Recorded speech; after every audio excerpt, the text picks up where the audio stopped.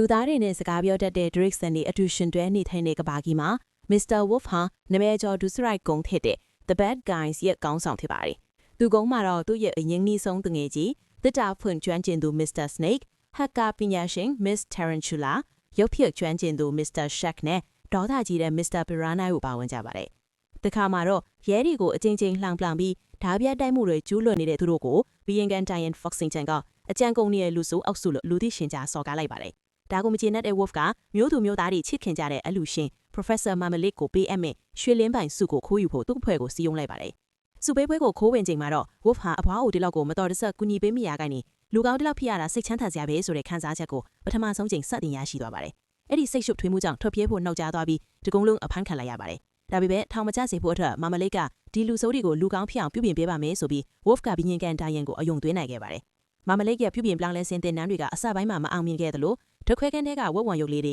Guinea pigs တွေကိုကဲတင်ဖို့စူးစမ်းရမှာလည်းအလွဲလွဲအချော်ချော်တွေဖြစ်ခဲ့ပါတယ်။ဒါပေမဲ့လူအဖွဲ့အစည်းကသူတို့ကိုလူဆိုးလို့ပဲသတ်မှတ်ထားတာကြောင့်လူဆိုးလို့ပဲနေထိုင်နေရတာကို Diane ကနားလည်ပြီးခဲ့ပါတယ်။နောက်ပိုင်းမှာ Wolf ကတပ်ပင်ပေါ်ကကြောင်လေးကိုကဲတင်ပေးနေတဲ့ဗီဒီယိုပြန့်သွားပြီးနောက်မှာတော့လူတို့ရဲ့အမြင်တွေပြောင်းလဲလာပါတယ်။ဒါကို Snake က Wolf တီအောက်သူတို့ရဲ့မူလစီမံကိန်းကိုမေ့သွားပြီလားဆိုပြီးစိုးရိမ်လာပါတယ်။တကယ်တမ်းရန်ပုံငွေပွားချင်းပါတဲ့နေ့မှာတော့ Wolf ဟာ Diane ကိုချစ်မိသွားတာကြောင့်စုတစိတ်ကိုမခိုးပဲလူကောင်းအဖက်နေထိုင်ဖို့ဆုံးဖြတ်လိုက်ပါတယ်။ဒါပေမဲ့အဲ့ဒီအချိန်မှာပဲအာကာသအကြောက်တုံးကြီးအခိုးခံလိုက်ရပြီးအပြစ်မရှိတဲ့ Bad Guys အခွဲပဲအဖမ်းခံလိုက်ရပါတယ်။တကယ်တော့ဒီအစီအစဉ်အားလုံးဟာ Marmalade ရဲ့လှုပ်ချမှုဖြစ်ပြီးသူကိုယ်တိုင်ကအဘွားအိုအဖြစ်ရုပ်ဖြတ်ပြီး Wolf တို့ကိုထောင်ချောက်ဆင်ခဲ့တာဖြစ်ပါတယ်။ထောင်ထဲမှာ Wolf နဲ့ Snake တို့စိတ်ဝမ်းကွဲကြပါတယ်။ Snake ကဘယ်သူမှငါတို့ကိုလူကောင်းလို့မြင်မှာမဟုတ်ဘူးလို့ယုံကြည်နေလို့ပါ။အဲ့ဒီအချိန်မှာ Diane ကလာခဲ့ပါတယ်။တကယ်တော့ Diane ဟာနာမည်ကျော်တခိုးကြီး Crimson Paw ဟောင်းကြီးအောင်ဖြစ်မှန်း Wolf သိသွားပါတယ်။ Wolf က Marmalade ရဲ့အကြံစီကိုတားဆီးဖို့ Diane ကိုကူညီပေးဖို့သဘောတူခဲ့ပေမဲ့ကြံတဲ့အဖွဲ့ဝင်တွေကတော့ခိုးရပါပစ္စည်းတွေရှိရသူတို့ရဲ့ကူကိုပဲပြန်သွားကြပါတယ်။ကူရောက်တဲ့အခါပစ္စည်းအလုံးမရှိတော့တာကိုသိလိုက်ရပြီး Snake က Shark ကိုသူ့ရဲ့နောက်ဆုံးကြံတဲ့မုံလေးမျှဝေလိုက်ချိန်မှာ